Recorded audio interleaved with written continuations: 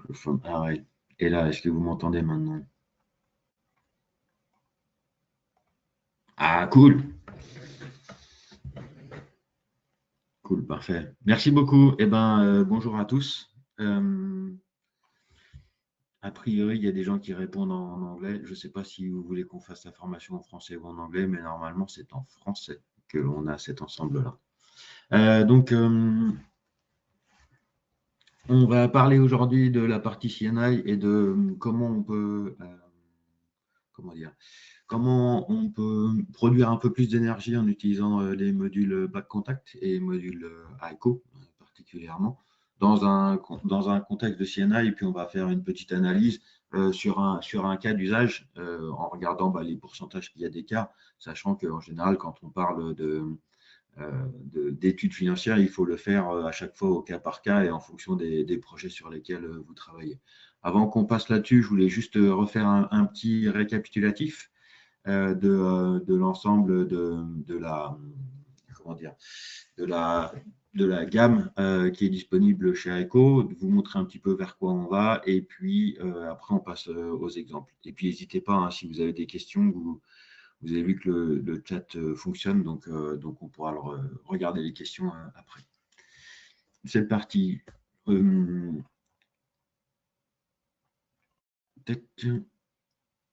Alors, les slides.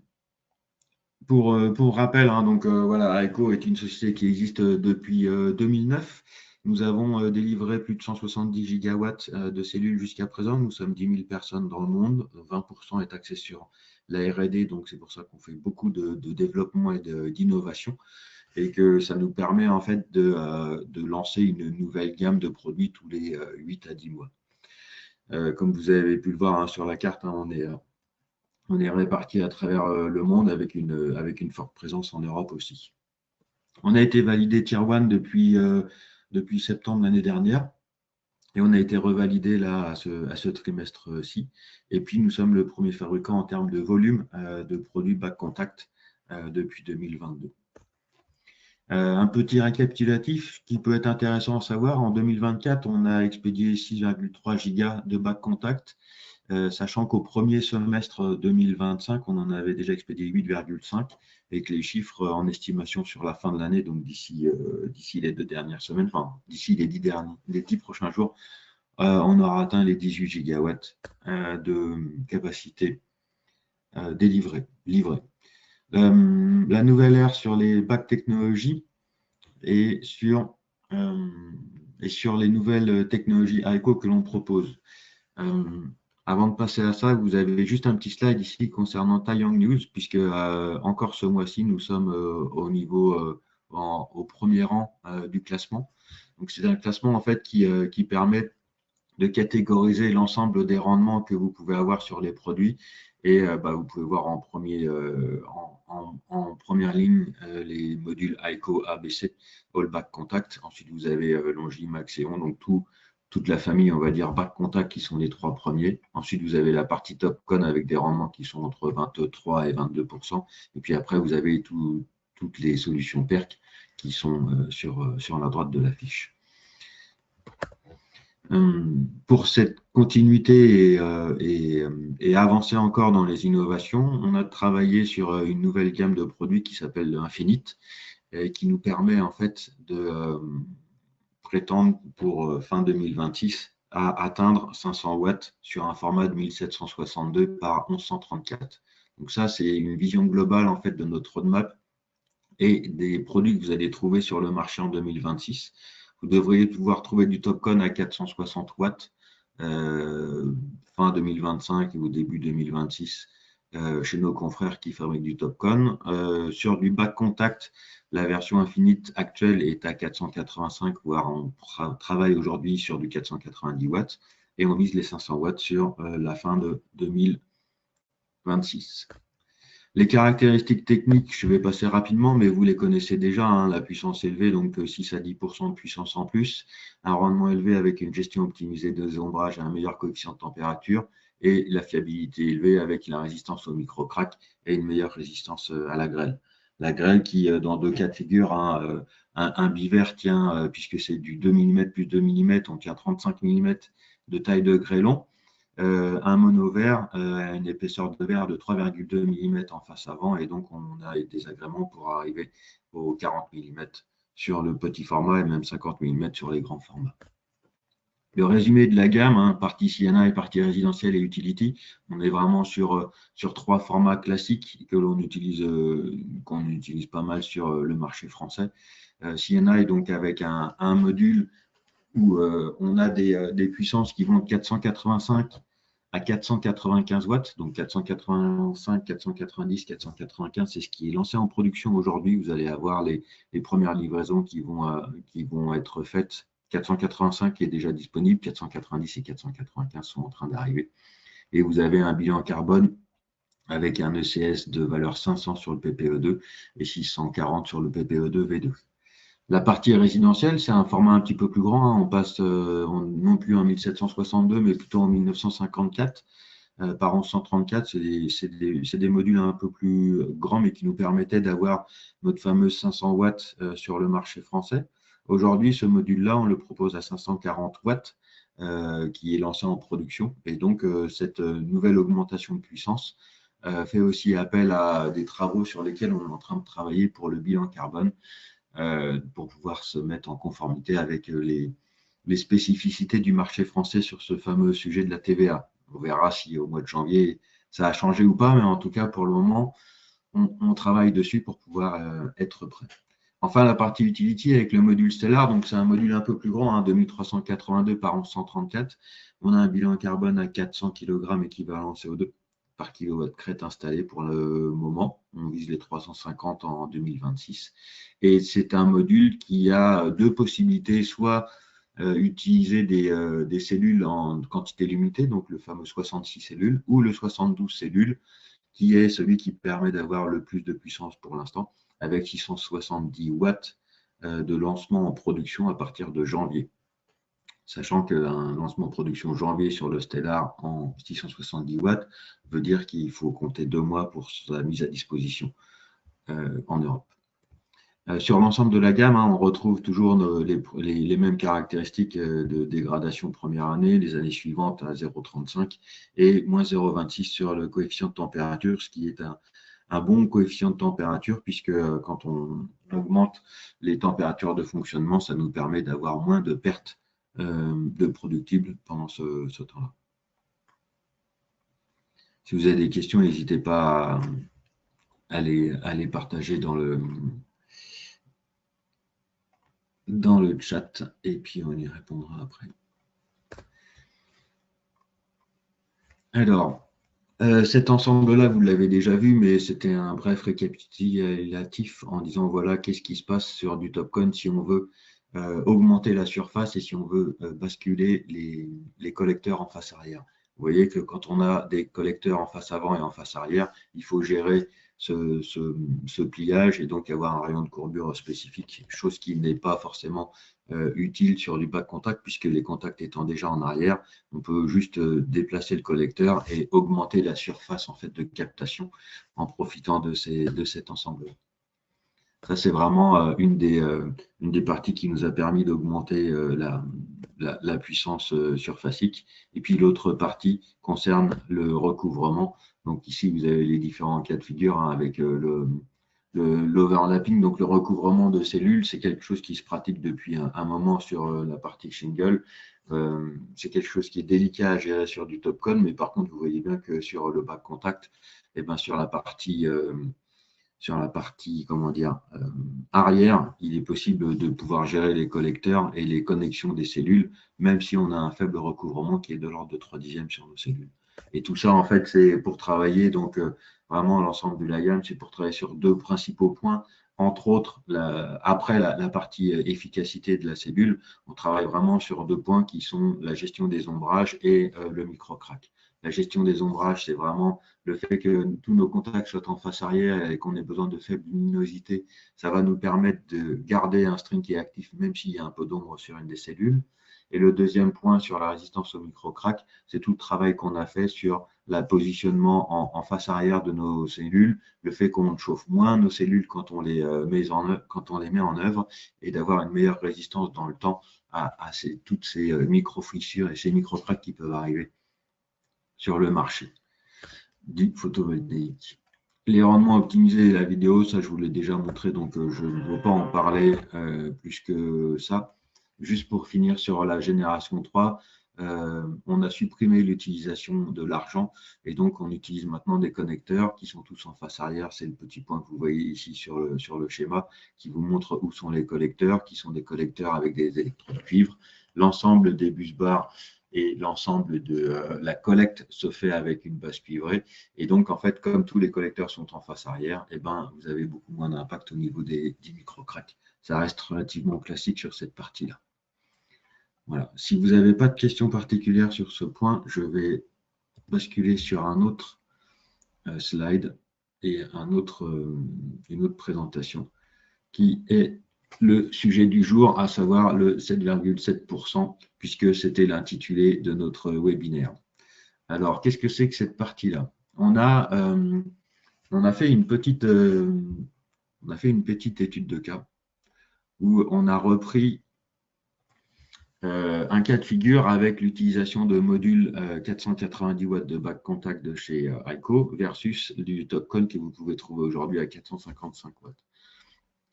Qu'est-ce qu'on veut dire sur cette analyse et pourquoi la valeur unitaire du CAPEX de Aiko génère 7% de plus de chiffre d'affaires? Alors, on s'est prêté un exercice sur comment visualiser financièrement les effets du back contact par rapport à du TopCon. Quand vous avez par exemple une toiture ou un projet tertiaire avec une surface de 3000 m², et ben sur 3000 m², en gros, vous allez pouvoir installer 1000 panneaux. 1000 panneaux aussi bien en back contact qu'en TopCon, puisqu'on a les mêmes formats. Donc, le calpinage que vous allez avoir eu en TopCon, vous allez pouvoir utiliser le même sur du module de génération 3 back contact, puisque c'est exactement les mêmes formats de panneaux. Sauf que la puissance installée, eh ben, au lieu d'installer 455 kW, vous allez pouvoir installer 490 kW. Et donc, cette différence de capacité, eh ben, elle est déjà de 7,7%. Donc, quand vous avez des coûts unitaires de Boss, alors le coût unitaire de Boss, c'est le coût de la fabrication de votre installation hors coût du module.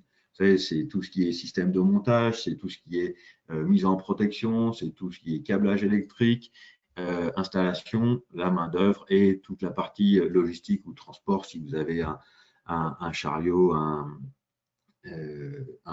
échafaudage et toutes ces choses-là à installer.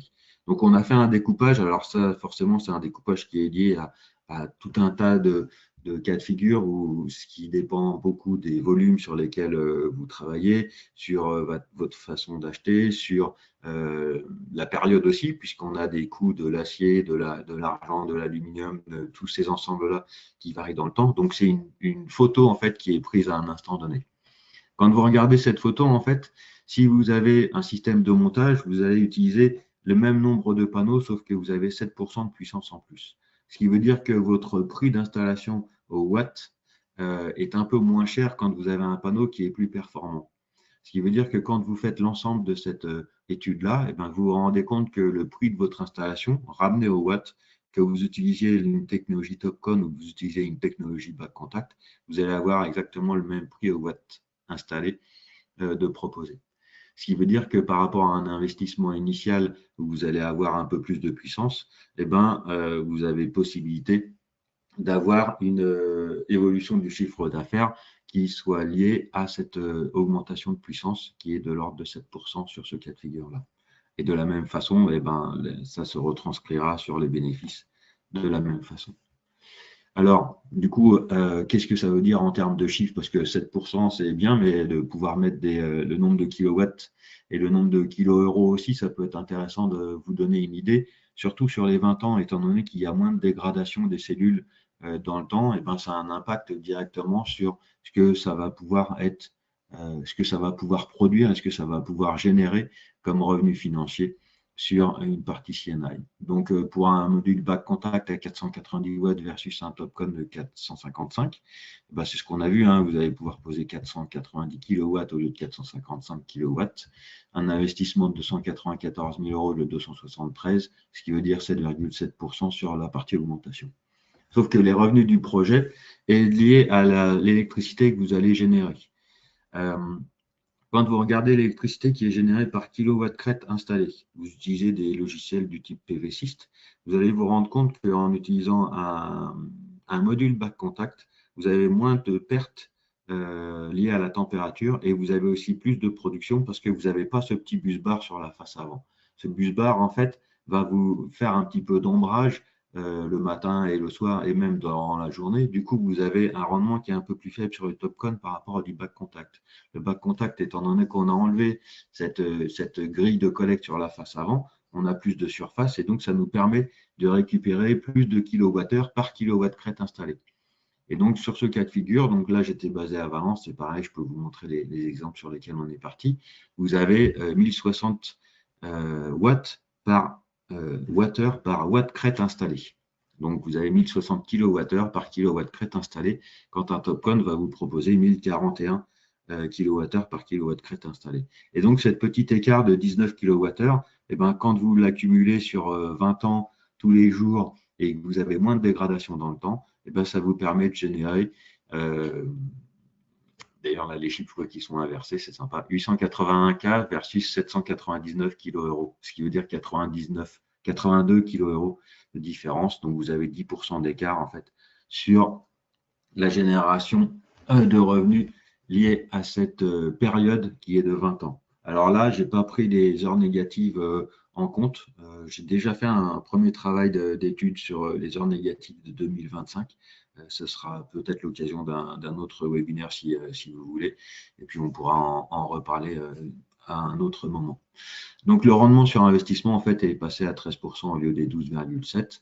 Et tout ça parce qu'on a ce genre d'électricité en plus qui peut être généré pour deux raisons. La première, c'est qu'on a plus de puissance installée au mètre carré et que par mètre carré, on produit plus, par watt installé, pardon, on produit plus de wattheures qu'avec une solution Topcon classique.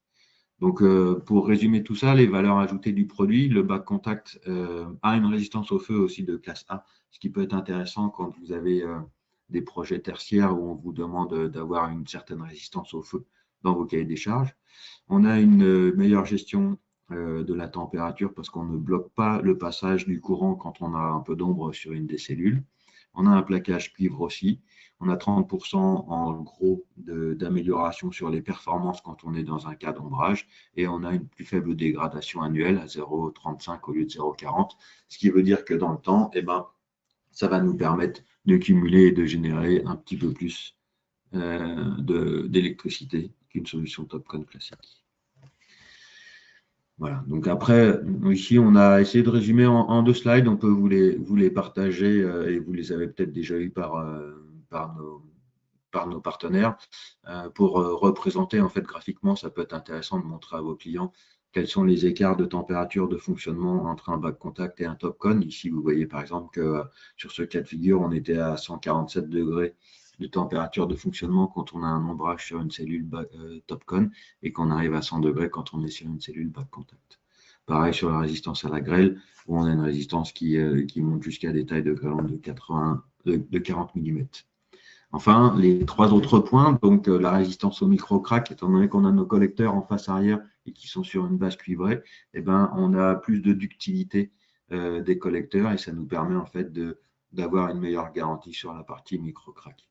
L'optimisation de la gestion d'ombrage, ce que je vous expliquais quand on a un peu d'ombrage sur une des cellules, eh ben, on va se rendre compte que le courant va pouvoir traverser l'ensemble du string et même le string complet, excepté qu'il n'aura pas la production des deux cellules, puisque quand vous êtes sur un Topcon, en fait, eh ben, vous voyez que cette partie rouge là, elle reste inactive quand vous avez un peu d'ombrage sur un Topcon.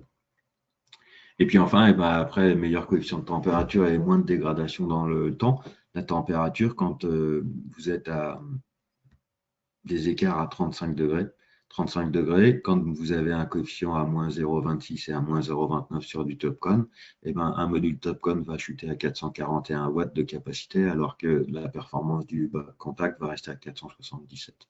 Alors qu'on est sur un module à la base qui faisait 485. Mais vous voyez que plus on monte en température et moins on perd de puissance en fait avec cette technologie back contact.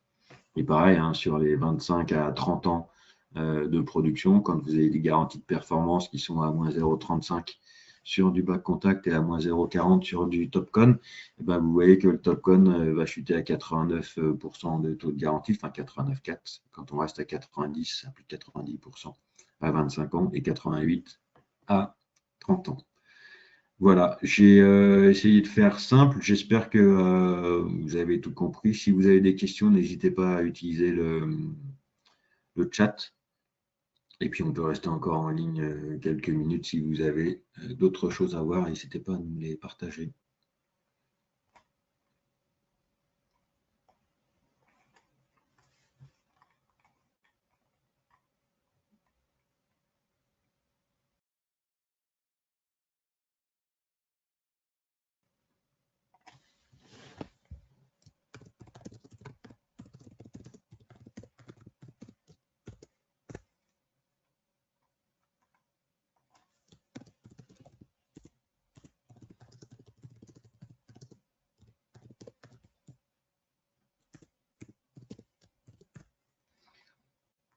Je vois qu'il y a eu quelques commentaires qui ont été faits en anglais. Donc n'hésitez pas à poser des questions. Even if you want to have some exchange in English, or if you want to have some, if you have any question, you can ask me on the chat.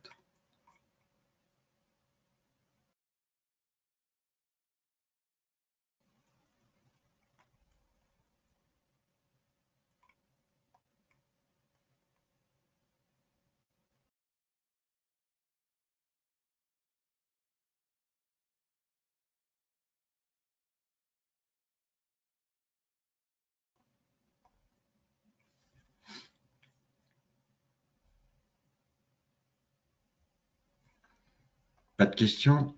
Si, j'en vois une. Quelle est la garantie des modules ICO? Alors, la garantie des modules ICO, elle est soumise à différentes possibilités. La première, c'est que vous utilisez un module full black. Le module full black, en fait, sur les modules de 54 cellules, sont garantis 30 ans produit et garantis 30 ans en performance. Les modules CNI, donc la partie tertiaire sur du 54DW, donc on parle du bivert avec un intercellule blanc, on a deux options possibles. On a une garantie 25 ans qui est en général utilisée par nos clients, qui est une extension de la garantie originale, qui est la garantie originale est-elle à 15 ans d'origine. On a des conditions de garantie qui sont optionnelles, et donc ça, je vous recommande de vous rapprocher de votre distributeur pour le traiter avec lui, parce qu'on a différentes options possibles sur ce point-là. Donc, les trois options, 1, 15, 25 et 30 ans, garantie produit, sachant que pour tous les produits, vous avez une garantie de performance. Donc, la performance, ça va être le nombre de l'efficacité, le nombre de watts que vous pouvez avoir au mètre carré. Et donc, ce rendement-là, lui, est garanti en termes de performance sur les 30 ans, quel que soit le type de produit que vous avez sélectionné. Ça, c'était pour Arnaud.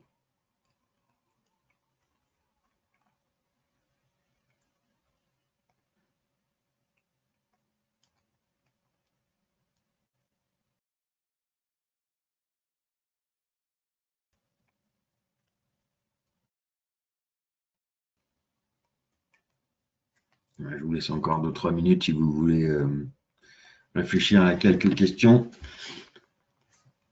et nous les partager. J'y répondrai avec plaisir.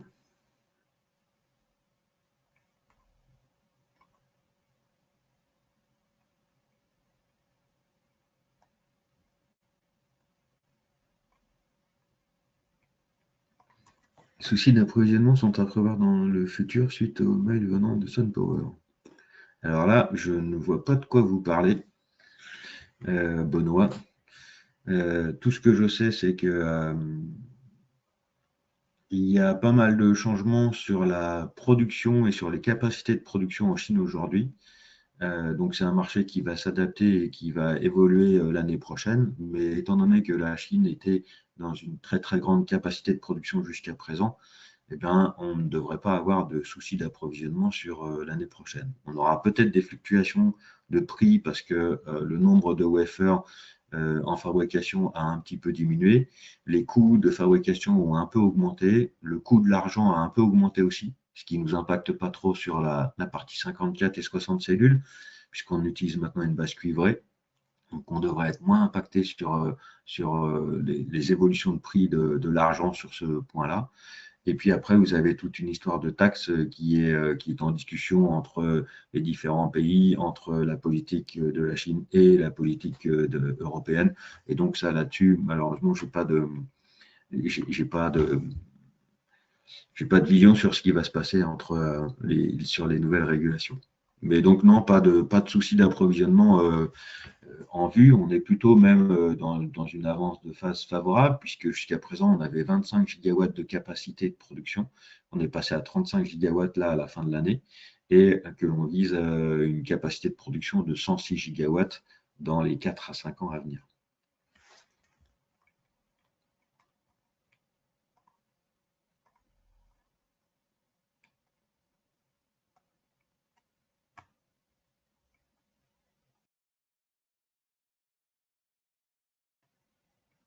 Alors pour les histoires de brevets, on a pareil, on n'a pas de retour négatif jusqu'à présent, puisque comme vous le savez dans l'actualité, il y a souvent beaucoup de sociétés, aussi bien des fabricants, différents fabricants chinois qui ont des sujets de brevets en cours. Ça a déjà été analysé par différents jurys et jusqu'à présent, les retours qu'on a eus étaient plutôt positifs pour notre part. Donc, pas de souci sur la propriété industrielle et la propriété intellectuelle quant à nos produits.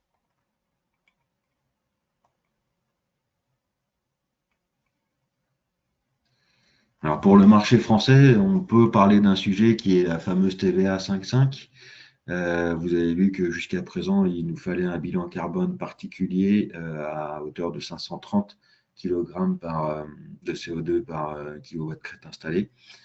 C'est un sujet sur lequel ALCO n'était pas présent jusqu'à présent.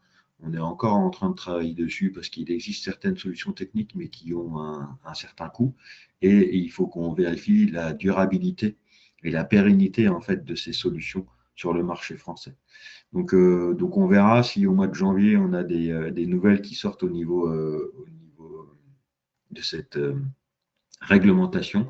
Et puis on s'ajustera à cette réglementation en fonction des évolutions du marché.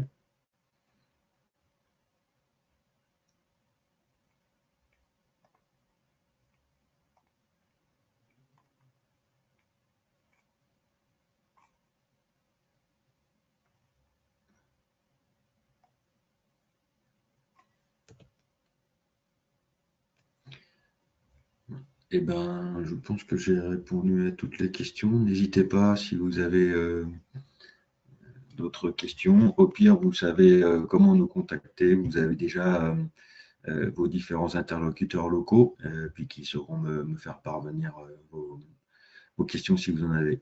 Encore merci pour votre attention. Et puis bah, je vais vous souhaiter une bonne fin d'année et je vous dis à bientôt. Merci beaucoup. Bonne journée. Au revoir.